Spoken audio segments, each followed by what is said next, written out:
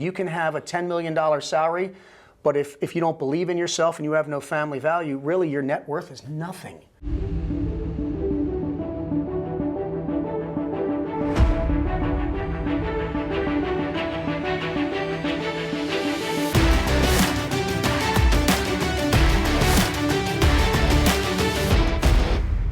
Hey, welcome friends to another Empire Show. My name is Bedros Keuilian and this is an inside look. And today we're going to talk about something really awesome. It is going to be about leadership, but not the type of leadership that takes place on the sports field or in the battlefield, but actually in the business field. And you're going to see that there's a lot of commonalities across the three fields: sports field, battlefield, and business field.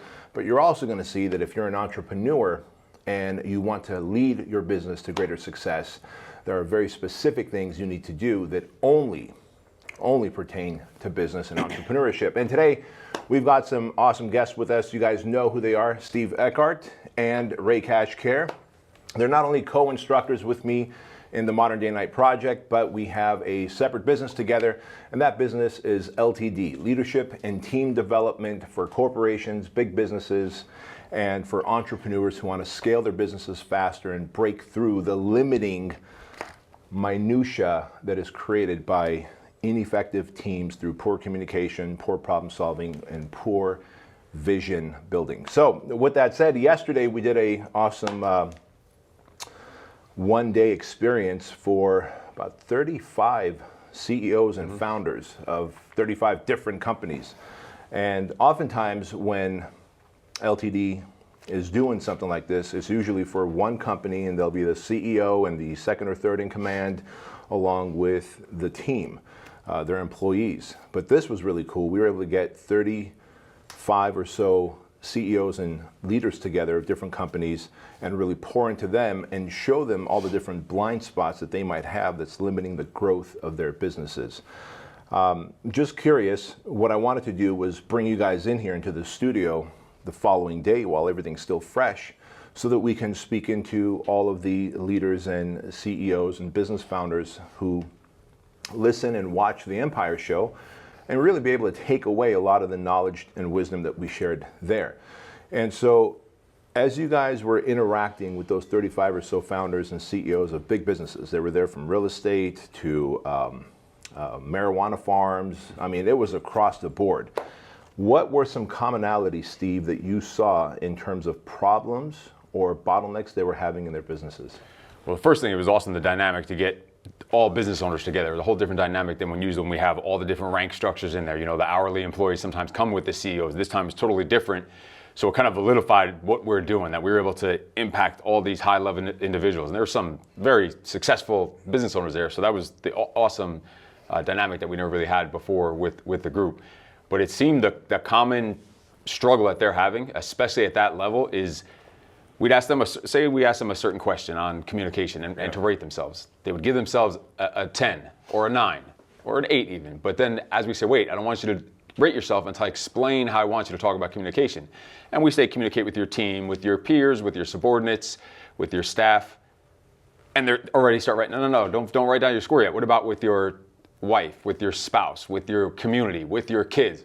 And you'd see their shoulders would sink. They'd scribble out their score and they put a whole different score, and then we would have a deep dive discussion to it. So they're focusing on one area and then sacrificing in another area of their life, which that's affecting their business 100%. So it was a huge dynamic to get the personal side, the family side connected with the business side. Yeah, that's a really good observation, because I was talking to a gentleman who owns a big financial fund that he raises for apartments outside during that lunch break that they had. And he mentioned that piece, and he said, I realize that everything that I dropped the ball on my family in terms of communication and leading my family bleeds into my business. And I was like, are you saying that how you do anything is how you do everything? And he goes, yes, exactly.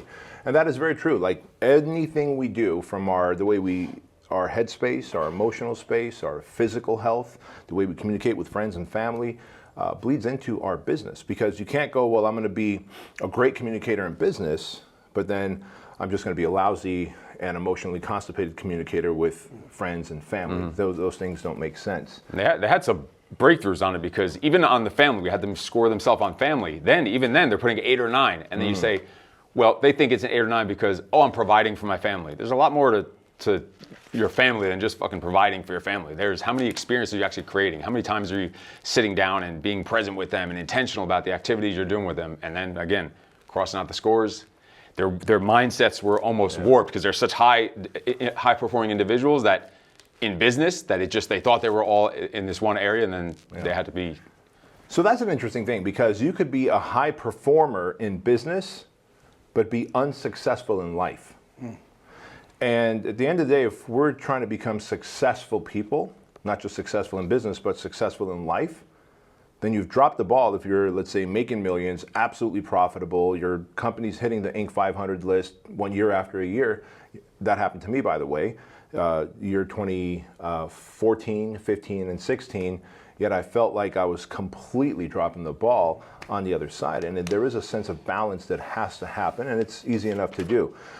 Shifting gears, obviously both of you were in the military as a Marine and a Navy SEAL. I'm curious, Ray, maybe you can lead off on this. Leadership in battle. What makes a great leader on the battlefield? I'd like to hear from you first. Yeah, so traits of a great battlefield leader is someone who leads by example. They have to step up, and they are setting the tone for the men or women, wherever that battle may be. They're also amazing listeners. Some of the best battlefield team leaders I've worked for will listen to their troops 24/7, and they will take that information in, and then it's up to that leader to decide what they're going to do with it.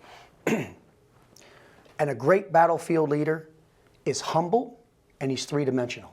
We've been talking about it all day, right? You said, a lot of these leaders that I see, just because this is the way it's been done means it's the right way.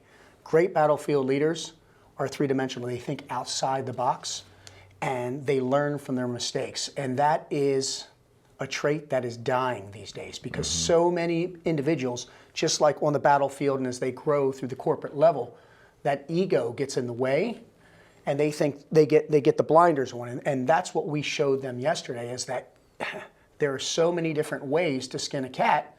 And Steve hit it right on the head. First thing we ask is, how's your life? Well, I make $1 gazillion. That's one-dimensional. Battlefield, business field, home field, right? The battlefield is the internal struggle. The business field is at work. That's great. And then the home field is, how's the home life? And every single time Steve and I do these courses, we spoke to thousands of people. All these CEOs say the same thing. What do you mean? This is a business seminar. No, this is a life seminar. That's the difference. That's what we're bringing. That's what great leaders do. They implement everything that they've learned in all three battlefields of their lives, and they incorporate it to whatever that current battle is they're doing. Steve, how about you? What are the inherent traits of a strong battlefield leader? We could say the things like decisiveness and being able to make instantaneous decisions, and as Ray said, to learn from their mistakes. That's really what decisiveness is. How do you can't say, all right, be decisive. How do you get decisive? By learning from mistakes, as Ray said. How do you learn from mistakes? By taking risks, making bold moves, taking action, putting yourself in the fight, and making mistakes, fucking up, failing sometimes. And what does it take, really? The overarching is just courage. If you think courage, that's what decisiveness is to have the courage to jump in. How do you make a quick decision? You can't do it without courage. I think courage is probably the overarching thing, especially when you're talking about the battlefield, but transfers very easily over into the business. Yeah, well said. In fact, during the business segment of it, when I came downstairs to speak into these 35 or so leaders, it was pretty neat to see that by that point, I think it was like maybe a couple hours in, you guys had already worked with them, they had a greater understanding, for example, of listening versus hearing, right? Listening is understanding what the person across from you is saying. Hearing is you hear words, but you're just waiting to talk. And so I was guilty of this long ago. Look, in the battlefield, if you're not listening, you're just hearing, it could cost you your life, I imagine. I've never been in battle, I've never been in the military, but I could only imagine that. And in the business field, it can cost you market share, it can cost you a ton of money, it could cost you broken relationships with vendors or business partners or great opportunities. And here's an example. Many, many years ago, I felt like, I think this is an example of someone who's new into entrepreneurship, when I say new, within your first 5 or 6 years, you're still a puppy as an entrepreneur and as a business leader. And you think that you're supposed to have the answers to everything, the answers to what should the product cost, what should the web page look like, how should we structure the pay structure for our employees, and you think that you're supposed to have all the answers to the problems. In fact, I learned long ago that all I know is what I know, yet I've got a team of 20, 30, 40, 50 people across from me who work with me, and I've yet to ask their opinion. And a great example was shown to me a couple of years ago.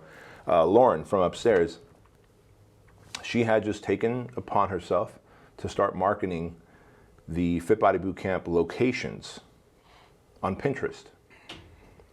She had gotten permission from our VP, Bryce, to start marketing Fit Body Bootcamp franchise locations on Pinterest. And we were getting 4x the return versus on Facebook. So on Facebook, for every $1 we spent, we got $2 back. On Pinterest, for every $1 we spent, we got $4 back. Now, had they come to a L10 meeting with me, a level 10 meeting with me, leadership meeting, and pitched me on the idea of marketing on Pinterest, let's say 8 years ago, the old me, I would have been like, are you guys stupid? All Pinterest has is like pictures of cakes and outfits for kids and all this stuff, right? The new me is like, listen, you're always going to have a budget to play with, to go and explore with. And I want you to test with it and come and tell me the outcome.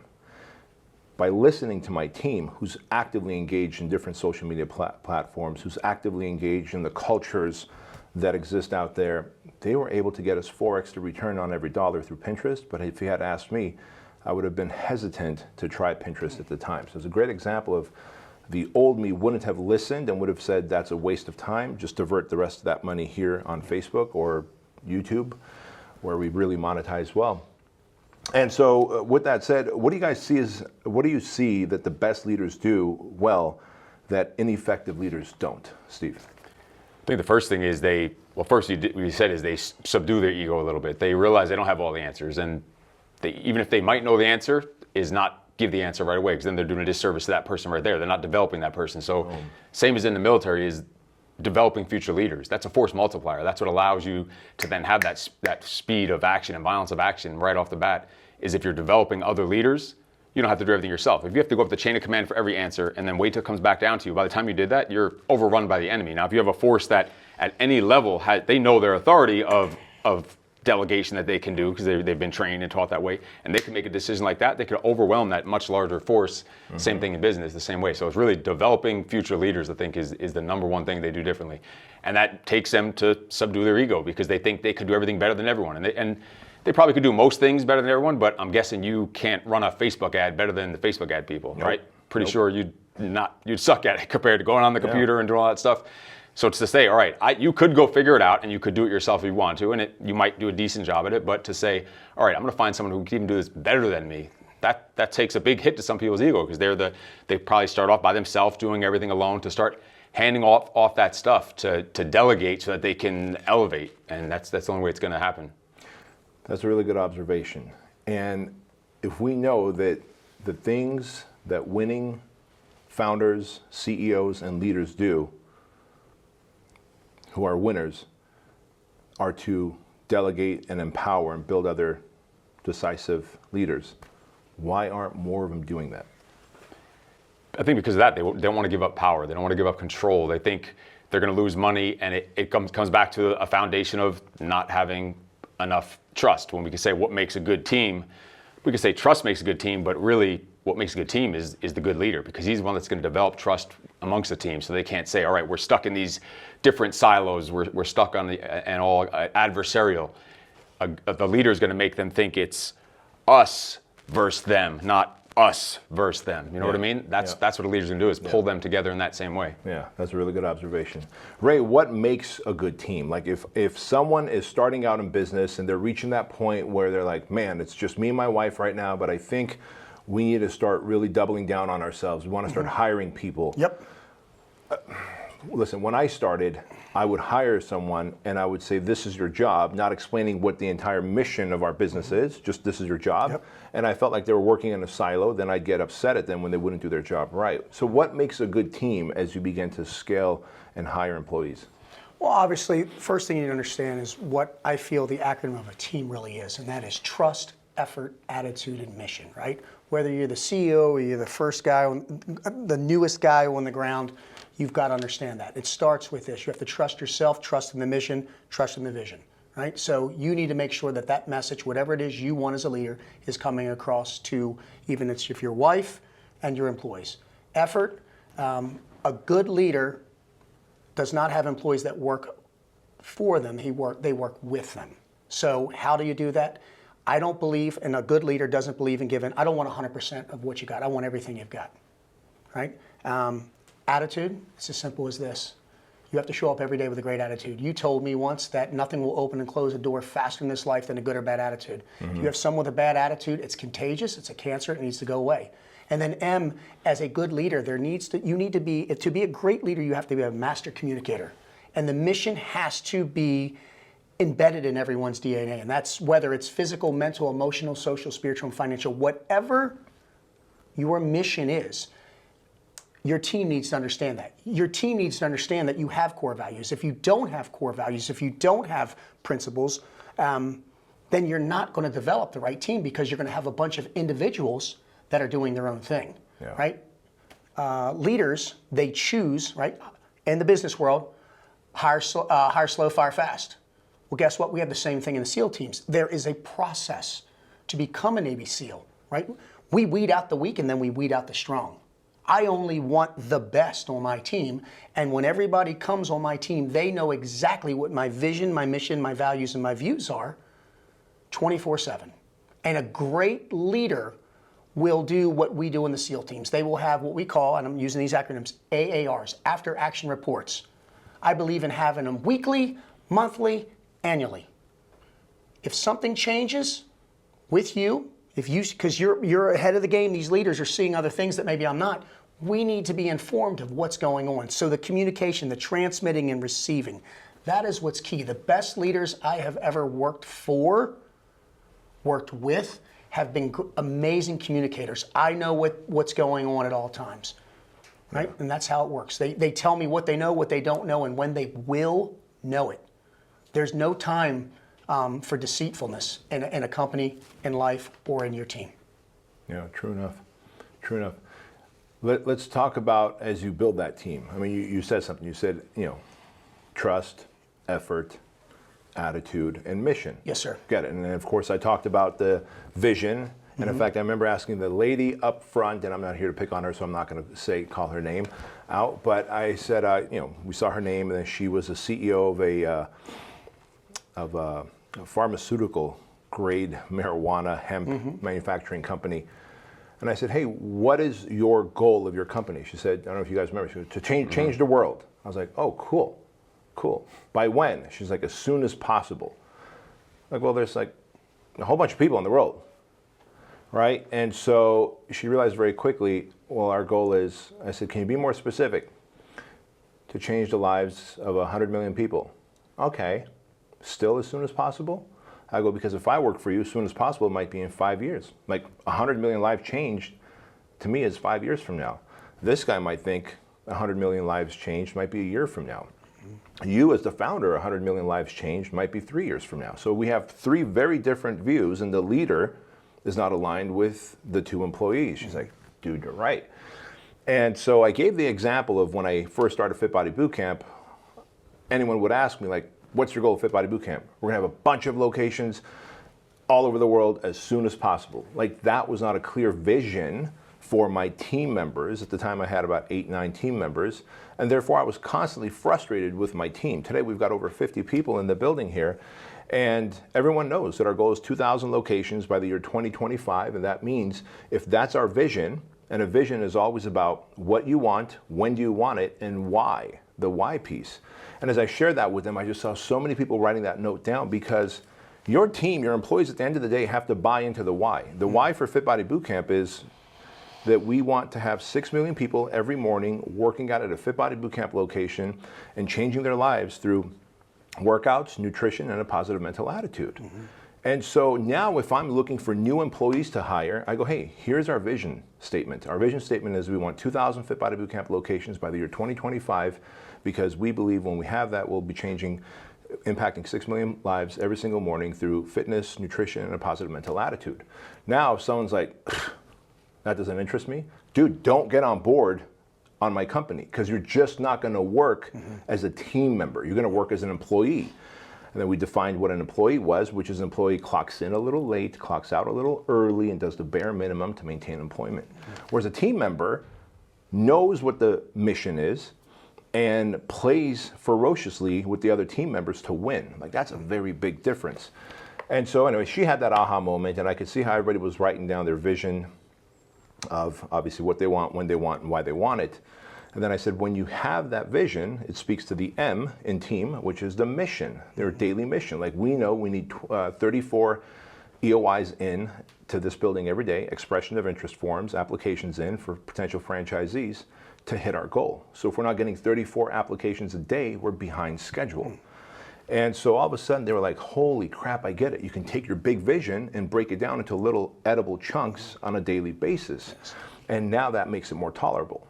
And so that said, we talked about attitude, and listen, we've all done it. We've hired people, they come in with great attitude, or they interview well with great attitude, but then you realize very quickly they tank, or they've been awesome in terms of great attitude, but all of a sudden there's a shift in their attitude or their demeanor and they're no longer a good fit.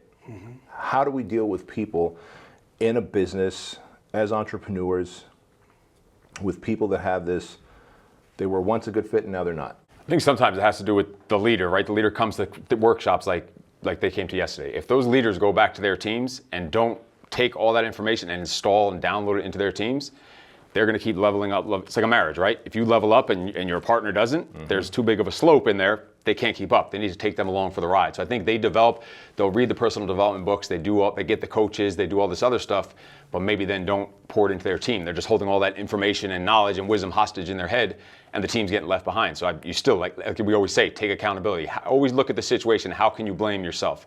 How can you blame the leader? What could the leader have done better? That's not always going to be the answer, but I think that's one of the first answers. The next thing would probably be building personal relationships with them, getting to know your people, know what are their goals, what are their hobbies, interests, what are they looking to achieve in life, and how can you help them get that through the career that they're in now? How can those be combined and put together in that person's goal? And then I think the third piece is letting them know how their piece, their job, no matter how small they think their role is, how does it fit? That big vision, that last part of the vision that you said, that's way up here, that higher calling. How does that, all right, I'm going on this website and I'm doing this email and I'm editing stuff on an email all day. It's boring. No, because, and you retrace the steps. How does it lead to that big picture? How does every single role fit into the big picture of what the vision is? Yeah, that's huge. You know, I want to add on that. Something I say in one of my presentations is the more you know, the more you'll grow, right? A great leader develops great corporate culture, right? We talk about having that open door policy, and you know as well as I do,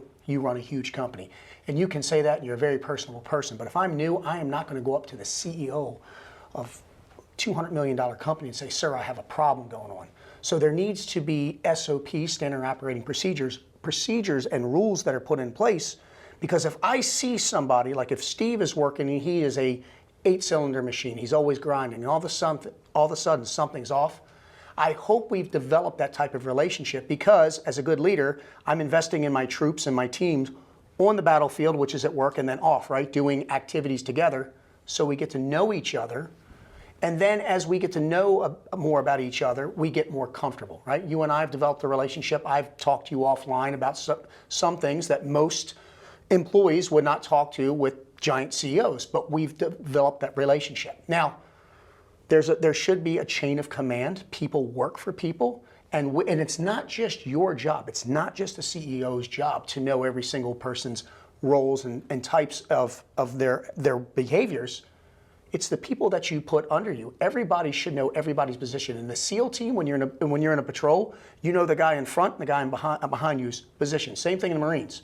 So the more you know about people, and that's why, I know you're real big on that, doing the off-site activities, people get comfortable with each other. So if I'm more comfortable with Steve, I could come to him and say, and I see something's off. Hey, Steve, you got a second? Yeah, I noticed you've been off a little bit.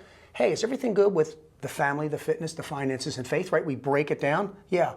Then, right, because that's my 4 non-negotiables. But then, if it's not that, hey, maybe it's at work. Is it a teamwork, problem-solving, leadership, and communication problem that you're having with someone? And you, as either a CEO or a manager or just a peer, can dissect that problem in minutes as long as you have that corporate culture and that relationship with somebody, right? And that's how you get things solved, right? Problem makers, problem solvers. That is problem solving so that the machine, the big machine, the Fit Body Bootcamp, the LTD can keep moving.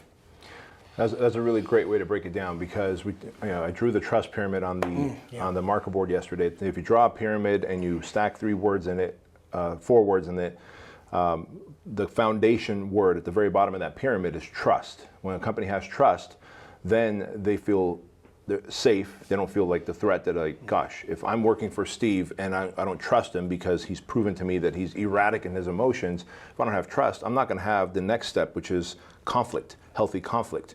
In all business, there should be healthy conflict. If you're a leader and you find everybody just says, yes, sir, yes, ma'am, and they're all just yes people and not pushing back and giving you some conflict and not challenging you, there's probably a trust issue. The foundation is trust, and then if you have trust, you will have conflict, healthy conflict. If you have healthy conflict, that means you have good communication. You have good communication, there's problem solving, and problem solving is what leads to results, the 4th thing at the top of the pyramid. But at some point, as you said, if you don't have that interpersonal relationship with people, you haven't invested in them by working out with them, breaking bread with them. Like I take some team members, we go out surfing. Others we go shooting guns with. Others we work out with. Some Tuesday nights we roll at the gym. And others who aren't into any of that stuff, I'll go have coffee with on a weekend morning before I go to the gym. And it's just a little bit of time of getting to know them well ahead of any problem coming up. Because I realize we're all human. Some problem's going to come up. And if I need to speak to them, or if any of my other leaders need to speak to them, they've built that level of relationship. And they can go to them and be like, hey, bro, what's up? What's happening in those 4 areas of your life, for faith, fitness, family, finance, or in the business area, which is, the problem solving, the teamwork, communication, and be able to dissect it and break it down. But if you don't have that relationship, you haven't built it ahead of time, now you're going to be like, I'm just going to have to write you up. And it's so easy to write people up and then fire them, but you don't know who you're going to get next, if they're going to be any better, any worse.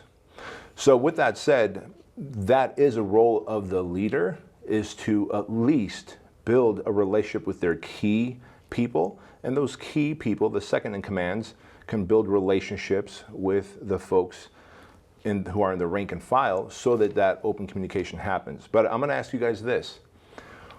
When's the right time to fire someone? I think once you feel like you've done your due diligence, like I said, when you've leveled up and didn't take, if you know you've taken them along for the ride, you've poured into them, you've done the things that you're talking about, you've done all this stuff, and they just don't get it. It's not clicking. They either don't like what they're doing, or they're not good at what they're doing. Either one of those 2 reasons, they could be gone. Really, if they don't like it, or they're not good at it. If both of those aren't happening, pretty much that's a sign right there. It's an easy barometer. Or you can even say you could see little grids and other charts that say, all right, they have the skills, and are they a skill fit or are they a culture fit? If they have the skills but they're not fitting the culture, that tells you right off the bat, like, you're not, a lot of times that's not going to be a good fit. You've already done, if you know you've done the due diligence. Now, if you've been a shitty leader for all this time and you set those standards and didn't live the standards and didn't enforce the standards, you let shit slide for so long, then it's up to you to try and redo that work that you did. That was your fault. But if you know you've done the due diligence, you set the standard, you live the standard, you enforce the standard, and it's just not working, it's either move them to a different position, coach them up. If you know you've tried all that, then it's probably, when it comes down to it, I'd rather have an empty seat than a pile of shit sitting in a seat warming it up. Yeah, because that person's toxic and contagious, and they will get everybody else around them equally as toxic. To wrap this up, let me ask you, both of you, and Ray, you can kick it off first. Culture. How important is culture in a business or company establishment? I feel culture is one of the key foundations that it starts with. Just like in the SEAL teams, or like I said, the battlefield, you have to have that camaraderie, right? Camaraderie is key. There has to be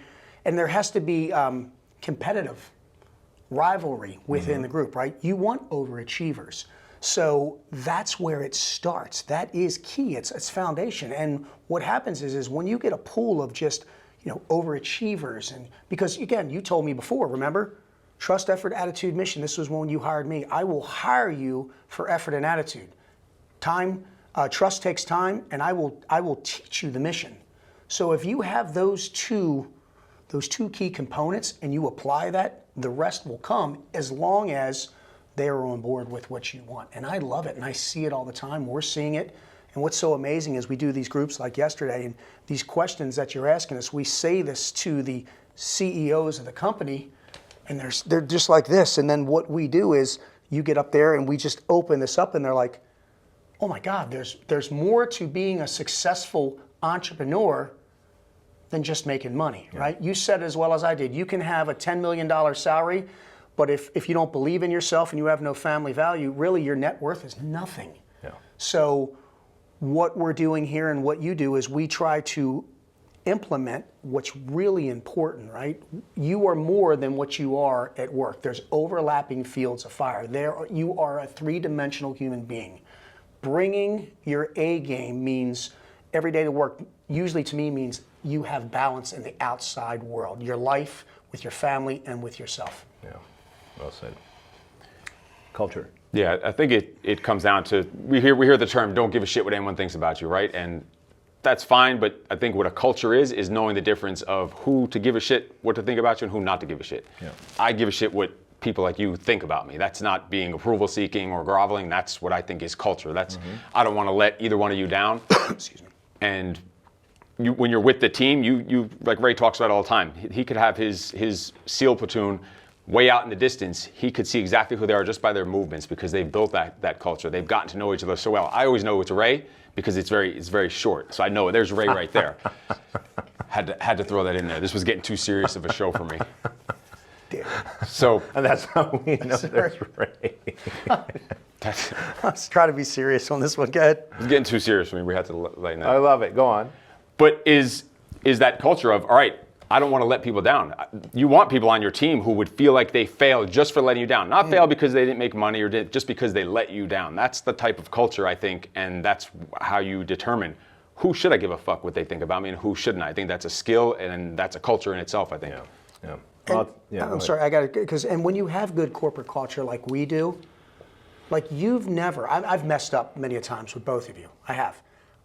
I've been harder on myself than you guys have been on me because I believe in the corporate culture. I believe in the brotherhood, sisterhood of what we stand for, because that's what's key is, especially, when you have that corporate culture, you want to show up every day and give your maximum worth, your effort into it. And what I've noticed is I've seen, since I've been here with you for 3 years, people have come and they've gone. I've seen people rise, I've seen people fall. And what I'm learning is I try to surround myself with the people that are climbing up that and finding out what they're doing. And the one key thing is there's that corporate culture. They believe in what you're doing, and they're not just coming here. This is the key. They're not just coming to punch their time card and work. Steve and I, we have competitions. I took 4 calls on Christmas Day because I believe in what we're doing here, because we are changing lives, one human and one business at a time. Yeah, that's huge. And it's funny you say that because here at HQ we've had bad culture, and when I think back, bad culture has stemmed from me. We've had great culture, and it stemmed from me again, because when we had bad culture, I was living incongruently to the leader, the CEO that I wanted to be. And so as I was sharing yesterday, that guys, if you're living incongruently, in other words, if you expect your team to wake up early and be squared away and show up on time or early and do their job, well, then you better be squared away. And if you're not, you're subconsciously, there's that whisper back there that says, hey, you're an imposter, you're a hypocrite. You are asking for something that you're not doing yourself, and you're living incongruently. And that was me. And you say this all the time in the project. I know we're not talking about the project right now, but you say this all the time in the project. Rip you your say, face off your fucking face? No. You also say that, which we do need to address for a moment. Yeah. One of my favorite lines, is when Steve says, I'm going to rip your face off your fucking face.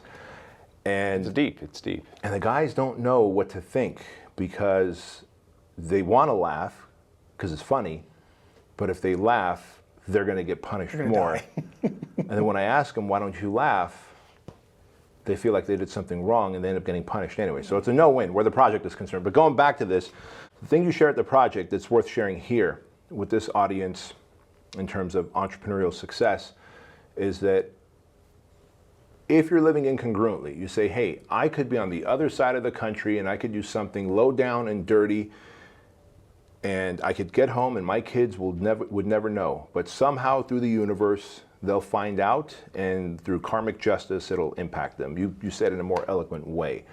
You just call me eloquent. Yeah, wow. Of all things. Sure, But that was a first. Fuck. yeah, right? So, but I think there's a lot of truth to that, because when you're a incongruent leader and you feel like you're a hypocrite, an imposter, you hit the snooze button, you didn't wake up on time, you said you were going to go work out and you didn't, you said you were going to send out your broadcast to your affiliates and you didn't, and then you expect out of your team, your subconscious mind is calling you an imposter, a hypocrite, and that you're not going to do it, and that bleeds into a shitty culture.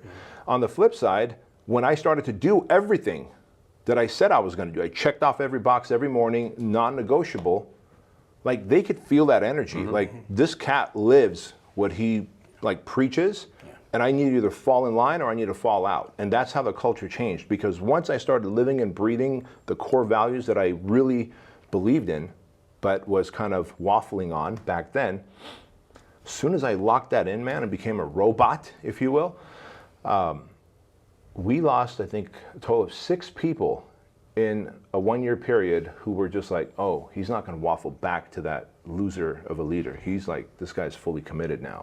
Bye. Yeah. And they didn't know what you were doing in the morning. You were doing. They didn't know you were waking up early. It's just they somehow your aura, the universe, told them. I took a course of Martin Rooney's like 20 years ago, and he calls it. It's for personal trainers. It's in the fitness industry. And he just calls it personal trainers eat your broccoli. Meaning, don't fucking tell your clients go eat their broccoli if you're not eating your broccoli yourself. Then you're gonna wonder why your clients aren't getting results, why you're not making any money, because you didn't eat your fucking broccoli. You're telling them to do one thing, you're doing another. You're telling them to drink water, a gallon of water, and you're not doing it. You're telling them to go to sleep, and you're not doing it. It's the same thing. Eat your fucking broccoli. Amen. Well said to that. All right, last question. This is I hear this often because when I start talking about LTD, like, hey, if you're a business, you have a team of employees, you want to work more efficiently, you want that team to be able to communicate well, to be able to problem solve, and to be able to be in line with your vision. Or if you're a leader and you're just like, my vision is unclear, so I don't know how to communicate that to my team, then I always go, then you need to bring an LTD into your workplace and let us bring your team together and kind of air out the problems, work through the frustrations, and then help you become a team that knows how to lead and communicate and problem solve and really work to win. The thing that I hear whenever I talk about that on social media and my stories is, are those guys going to like treat us like we're at the project? And so what do you guys say to that? Abso-freaking-lutely. We're going to be Whoop through the your mud. There's going to be all kinds of torture chambers. No, it's getting a lot of the similar takeaways, but it's for the corporate world, for your team. It's getting really the same takeaway of, all right, work-life balance is bullshit. I don't want to be balanced in work. I don't want to be balanced in my life. I want to be fucking awesome in both. So what LTD comes in is takes your team and we teach them work-life. You can call it work-life synergy or work-life satisfaction, work-life domination, work-life discipline, or even just work-life freaking happiness, because that's what it turns out to be. It's such a blend of the two every time. We can't go in there to a real estate place and tell them how to sell a house better. They already know that was that entry just to get to the position they're in. But we can teach them how to have that work-life synergy.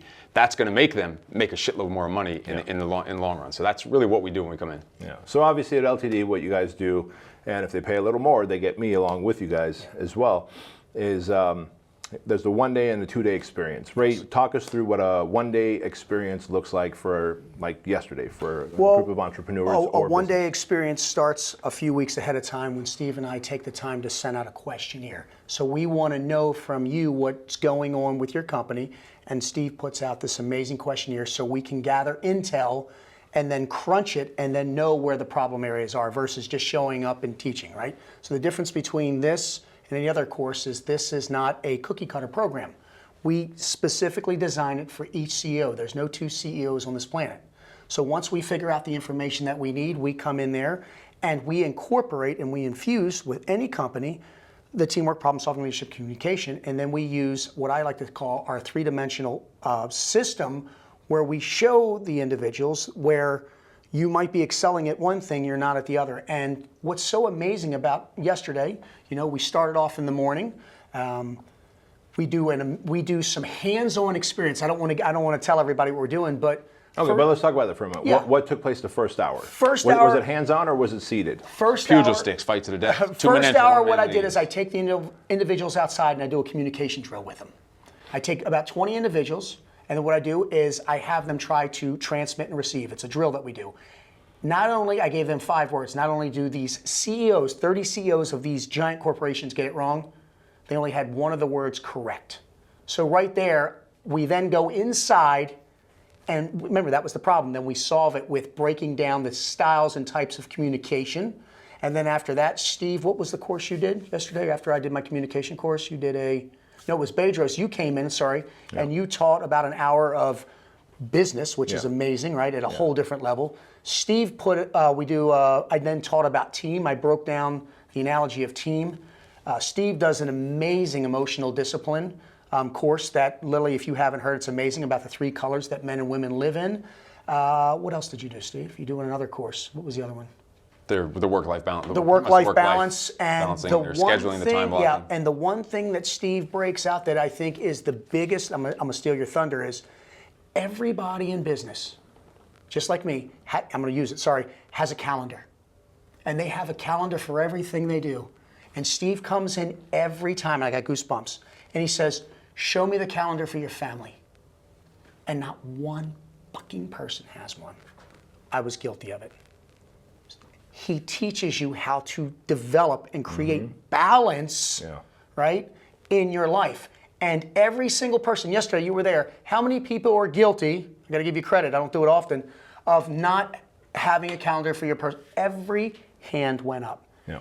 And when we do this, you actually see the light bulb come on. People sit up, their posture's better, and they're like, holy shit, let's hang on, this is gonna be a great ride. We have done courses where people have been emotional and cried. And the one thing that we do, and we do that in the 1 day, the 2 day course, we get much more involved. But what we do that no other company does also is we want to do follow-ups with companies. We'll do virtual. We've done this for many, many companies. We want to see how you're progressing. No one else is doing this. Usually when it's done, bye. We don't want that. Let's check in with you 1, 3, and 6 months and a year from now. Let's come back out and tweak you back in and bring Bedros and make you better. That's what we're doing. No one else is doing this out there. Well, that's good to know, because again, oftentimes I'll hear from people that say, gosh, I know Ray and Steve bring the thunder at the project, and so I certainly don't want, and we put the videos out of the project, but just want to get the clarity that almost 90% of LTD, when you guys come in and do the leadership and team development, it's really about working with their teams in a seated kind of almost school environment, educating them, and then putting them through some drills outdoors, either in a local park or just moving the chairs and tables away and doing some communication drills and drills where they actually have to work hand in hand together to solve a problem. And I'll finish it off by saying this. When we first launched LTD, if you remember, we did it for my staff here for HQ. And then I had Joan send out a survey to my whole staff, just like, hey guys, give us feedback on what you thought of this. Because first impression, especially with the 2 of you, it's like, oh man, they're rough exterior, they're very scary, they're very intimidating, is what I thought I was getting. And then I was so impressed with those drills they put us through. And when the questions kept unfolding, that how do you feel about the workplace environment now? Someone said, I know we were never like co-workers and employees here at HQ. I always felt like we're team members. And I kept seeing the word, but now I feel like we're family. And so some of those people I went to and I talked to personally, I was like, tell me why you think we're family. One person said it best, Jamie, she said, I had never had physical contact with another one of my team members. Like, one of those drills, now we want to give away the drills, but it's a little problem solving drill where it takes 2 or 3 people to solve this problem together. They have to kind of, link up arms together to solve this problem. And when you're all of a sudden having physical contact with someone and using your bodies to solve a problem very quickly, and then you're high-fiving, no work environment creates that opportunity. So you want to take your team, your people, from employees to team members to family members, because family never lets family down. Now, that was my biggest getaway or takeaway from the LTD training that took place here for HQ. So with that said, how can people learn more about LTD and reach out to you guys, connect with you guys to see which LTD program is best for them? Sure. Of course, on social medias, LTD Training is on Instagram. Also, just ltdtraining.com is a website. You can fill out an application. We'll jump on the phone with you. We do that personally. We get on the phone with you to make sure that you're a good fit for the program.